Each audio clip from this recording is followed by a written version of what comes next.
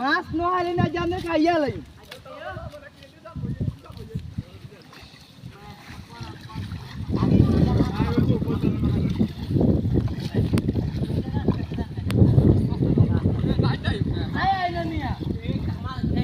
সাসা এই মাছ বেলাই সাসা মাছ তুই এডা